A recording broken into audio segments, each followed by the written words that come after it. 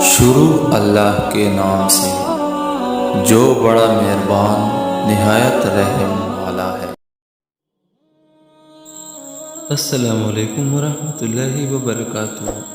آج ہم فضیلت سورۃ یاسین کے بارے میں پڑھیں گے۔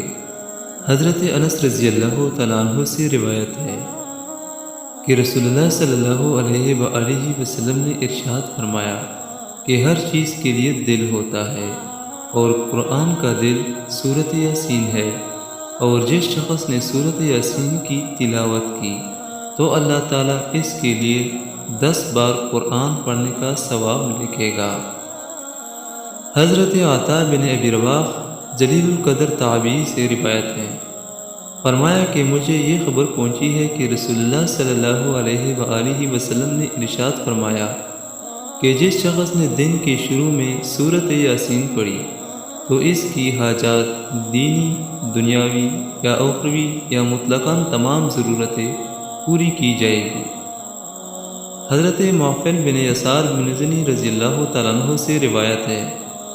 کہ نبی صلی اللہ علیہ وآلہ وسلم نے ارشاد فرمایا کہ جس شخص نے اللہ کی رضا کے لیے سورۃ یاسین پڑھی تو اس کے پہلے گناہ یعنی صغیرہ اور کبیرہ بھی انشاءاللہ معاف کر دیے جاتے ہیں،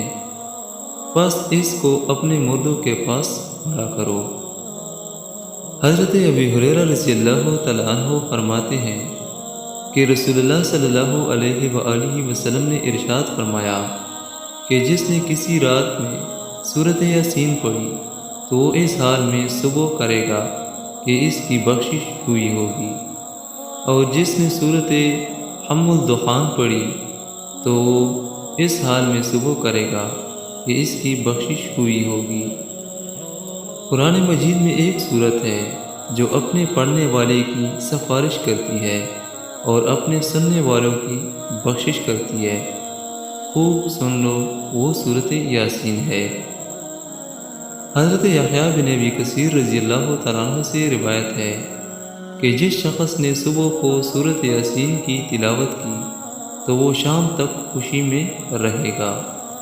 اور جس شخص نے شام کو سورۃ یاسین کی تلاوت کی تو وہ صبح تک خوشی میں رہے گا۔